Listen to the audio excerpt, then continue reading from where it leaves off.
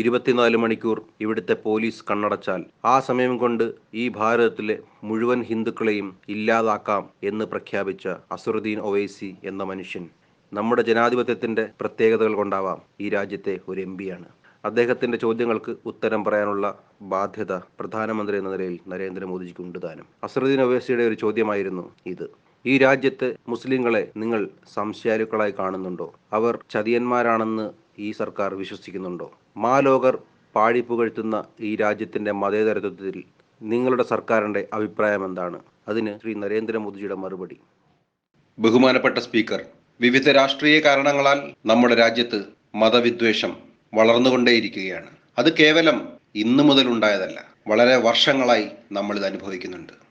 അതിൻ്റെ ബുദ്ധിമുട്ട് ഈ രാജ്യം സഹിക്കുന്നുമുണ്ട്. അത് തീർച്ചയായും എല്ലാവരുടെയും ഹൃദയത്തിൽ വേദന ഉണ്ടാക്കിയിട്ടുണ്ട്. പക്ഷേ ചോദ്യം എന്നോടാണോ? ഇത്രയും കാലം ഇത് സംഭവിച്ചിട്ട് ചോദ്യം എന്നോടാണോ? ഇതിൽ എൻ്റെ റോൾ എന്താണ്? 2013 ഒക്ടോബർ 27 ഞാൻ പട്നയിലുണ്ടായിരുന്നു. അവിടെ ഗാന്ധി മൈതാനത്തിൽ പ്രസംഗിക്കാനായി. അന്ന് അവിടെ ഒരു ബോംബ് സ്ഫോടനം ഉണ്ടായി.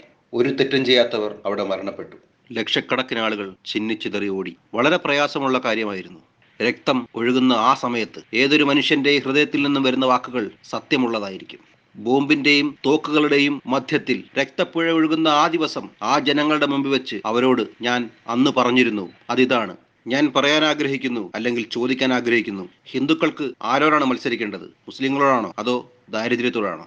ഞാൻ മുസ്ലിം സഹോദരങ്ങളോടും ചോദിക്കുന്നു, നിങ്ങൾക്ക് മത്സരിക്കേണ്ടതും യുദ്ധം ചെയ്യേണ്ടതും ഹിന്ദുക്കളോടാണോ അതോ ദാരിദ്ര്യത്തോടാണോ? അവിടെ ഞാൻ പറഞ്ഞു, വരൂ, ഒരുപാട് യുദ്ധങ്ങൾ കഴിഞ്ഞില്ലേ, ഇനി നമുക്ക് ഹിന്ദുവും മുസൽമാനും ഒന്നിച്ചു നിന്നുകൊണ്ട് ഈ രാജ്യത്തിന്റെ ദാരിദ്ര്യത്തിനെതിരെ യുദ്ധം ചെയ്യാം.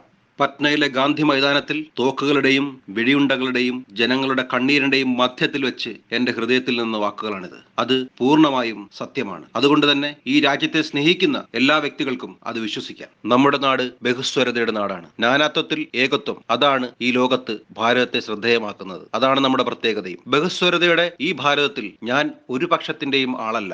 ഞാൻ ഏകതയുടെ ആളാണ്, ഐക്യത്തിന്റെ ആളാണ്. ഞാൻ ഐക്യത്തിന്റെ പക്ഷത്താണ്. വിവിധ ജാതി മത വർഗ വിഭാഗങ്ങൾ അധിവസിക്കുന്ന ഈ ഭാരതത്തിൽ അവരെല്ലാം ഉൾപ്പെടുന്ന മുഴുവൻ സമൂഹത്തിന്റെയും പുരോഗതിയാണ് നമ്മുടെ രാജ്യം അർത്ഥമാക്കുന്നത്. അതുതന്നെയാണ് ഈ ഭാരതത്തിന്റെ പ്രത്യേകത.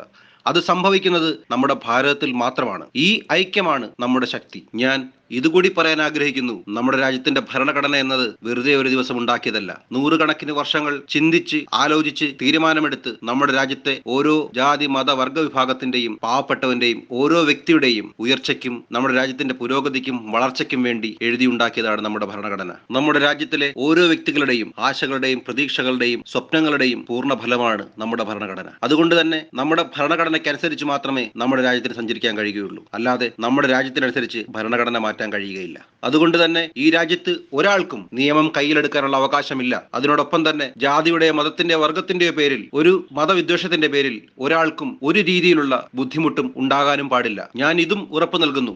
ഞാൻ പ്രധാനമന്ത്രിയായിരിക്കുമ്പോൾ, എന്റെ സർക്കാർ ഈ രാജ്യം ഭരിക്കുമ്പോൾ ഈ ഭരണഘടനയിലെ കാര്യങ്ങൾ കൃത്യമായി നടപ്പിലാക്കേണ്ടത്, പാലിക്കേണ്ടത് എന്റെ ഉത്തരവാദിത്തമാണ്. അതുകൊണ്ട് തന്നെ ഞാൻ വീണ്ടും വീണ്ടും പറയുന്നു, എന്നോട് ചോദ്യം ചോദിച്ചവരോടും ഈ രാജ്യത്ത് മതവിദ്വേഷം വളർത്താൻ ശ്രമിക്കുന്നവരോടും അവരെല്ലാവരോടുമായി ഞാൻ ഇത് പറയുന്നു. ഞാൻ വീണ്ടും വീണ്ടും പറയുന്നു, എന്റെ സർക്കാരിന്റെ കമ്മിറ്റ്മെന്റ് എന്താണെന്ന് വെച്ചാൽ, എന്റെ സർക്കാരിന് ഒരു ധർമ്മമേ ഉള്ളൂ. അതിതാണ് എന്റെ രാജ്യം ഒന്നാമത്. എന്റെ സർക്കാരിന് ഒരു ധർമ്മഗ്രന്ഥമേ ഉള്ളൂ, അത് ഭാരതത്തിന്റെ ഭരണഘടനയാണ്. എന്റെ സർക്കാരിന് ഒരു ഭക്തിയേ ഉള്ളൂ, അത് ഈ ഭാരത ഭക്തിയാണ്, ദേശഭക്തിയാണ്. എന്റെ സർക്കാരിന് ഒരു പൂജ മാത്രമേ ചെയ്യുവാനുള്ളൂ, ഈ രാജ്യത്തെ എല്ലാ വിഭാഗത്തിലും പെട്ട 125 കോടി ജനങ്ങളുടെ പുരോഗതി. എന്റെ സർക്കാരിന്റെ ഒരേ ഒരു പ്രഖ്യാപിത ലക്ഷ്യമേ ഉള്ളൂ, അത് സബ്കെ സാത്ത് സബ്കെ വികാസ്. എല്ലാവരോടും ഒപ്പം ചേർന്നുകൊണ്ട് എല്ലാവർക്കും വികസനം എന്ന് തന്നെയാണ്.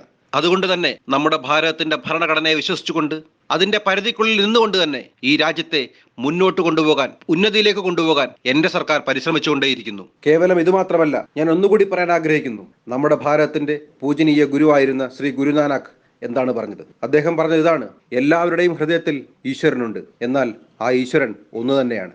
ഇതാണ് എന്റെ മറുപടി. നന്ദി.